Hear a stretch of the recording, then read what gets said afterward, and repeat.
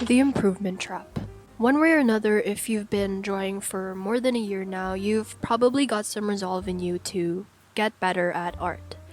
So you show up every day, maybe wake up a little earlier just to draw the same thing for hours and hours on end, look at all of that work and find that the first drawing looks no different from the one you just finished. So you pause and keep going, because eventually, if you just keep at it, you'll get better, right? If only it were as simple as that. This was my first attempt. I know, so sad. I think I was a little bit heavy-handed. You can definitely tell I didn't really know what I was doing. This is the second attempt. This is definitely a step up from this one, but this is... I had a problem with the values. I didn't really understand the values very well. So you can definitely see, like, this is way too dark for a shadow on this orange. And I definitely feel like I could improve on my handling of the brush. Yeah, but that's alright. I'm gonna be doing some of these studies. I'm gonna be doing some comprehensive sketches, and essentially they're just thumbnails, but I want to figure out the value, the composition. Well, I already had the composition figured out, but I'm open to new ways of composing the image.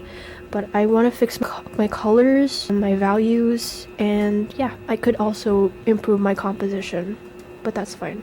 This is the actual, like, I'm trying to understand how he did this.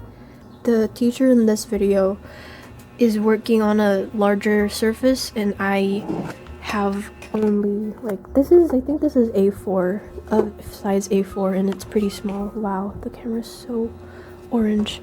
And this is like a size A4, and I definitely had to edit the image. I made them overlap a little bit more. I made the, so in the original image, or the original piece, the elements are a little bit farther apart. I kind of squeezed the others a little bit closer to each other. I think that would change a lot of the shadows, and that this would definitely reflect, the blue on this would definitely reflect on the red vase a little bit better, a little bit more rather, and this lemon would definitely reflect more yellow onto the blue vase.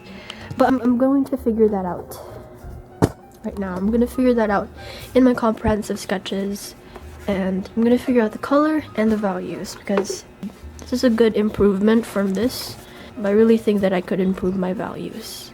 So yeah, I'm gonna do some comprehensive studies.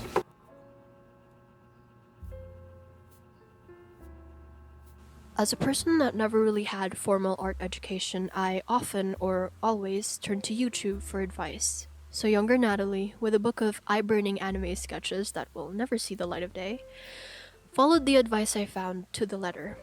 Two of the most influential pieces of advice that I found were draw every day and focus on quantity, not in quality. Like I said in my past video, I do find this advice to be both helpful and damaging, but just to summarize the conclusion of that video, I found that focus on quality practice and quantity will follow over time. Drawing every day was helpful and became a good habit, but also it had its own bad sides. Whenever I wasn't drawing or doing something other than drawing, I would feel guilt wash over me, and the inner critic would say to me, "You could be spending that time drawing, improving your skills." Well, of course, that tiny voice had a point. There are a lot of artists who are in the same game as you who knew how to draw before they could even walk, and you've only been in this for what, 5 years? And they've been doing this all their life, or so they say. So you believe you have your work cut out for you, under the impression that you can't fall behind. You can't spend a day, a week, or an hour not working on your skill, because there's this mammoth of a skill gap looming before you, haunting you every day, telling you that you just have to get better. But what if I told you you already are, in your own right?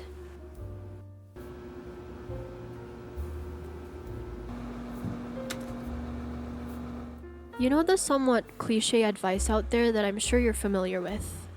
Don't compare yourself with others. But let me rephrase that in the context of learning art. Do not compare your work with others. And to drive this point home a little further, I heard this phrase in an Ash Files video, and she said, "You're comparing your behind the scenes with someone else's final cut." The practice sketches, the anatomy breakdowns, the master studies, the crumpled up mound of papers that's riddled with pencil marks of frustration, the attempts, the failures, the almost successes, the list of things you have to get better at. These are your behind the scenes. You're still building your final cut. You will always be a learner. The hardest advice that I had to internalize was that I will never be done studying art. Ever. We won't be done studying art. This mentality was developed when I had realized how far I needed to be to do the things that I wanted to do, to make. As if I was running a race and doing my best to catch up with the other runners to get to the finish line and finally be able to make the art I want to make. But that's the thing. Art isn't a race. It's not something you study once and suddenly you're producing masterpiece after masterpiece. Then again, that was never the case. I had that mentality for the majority of my art journey thus far, but I never saw just how far I've actually come. Often, we focus too much on criticizing our work without ever giving ourselves the credit that we earned. Being stuck in the improvement trap mindset has programmed us to discredit the amount of hours of work we've already put out, outshining the small successes in every sketch we do. I've been there. Just finished a sketch? Great. Now list all of the things that you could have done better. Throw it aside no matter how much effort you did put into it and pay no mind to what you did good. Where does this come from? In my case, it has always come from a place of comparing my current work to the quote-unquote gold standard. Comparing it to artists who have been doing art for more than 50 years. I know, it's unrealistic, but I couldn't help it. I had really wanted to improve, so I thought, why shouldn't I aim for that? I agree that you should have goals for where you want to go, but completely discrediting the work you've already done is not healthy at all for your peace of mind, and it may stunt your growth as an artist because if you keep thinking like this, your inability to see what you're doing good in art could outweigh your motivation to keep going. And if you've poured so much love and time into this craft already, that is a dangerous place to be. So what do you do to get out of this improvement trap? Well, for starters, I'll say it right now. I am not here to tell you you should lower your standards, because if you've done that, you wouldn't have clicked on this video. I am not here to tell you you should stop critiquing your work, because if you stop that, you could potentially stop your growth.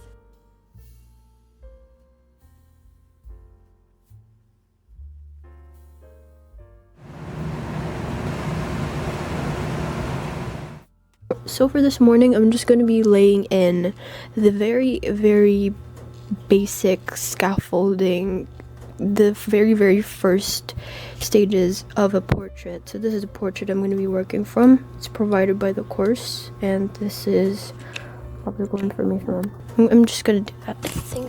I did it yesterday, but it didn't turn out.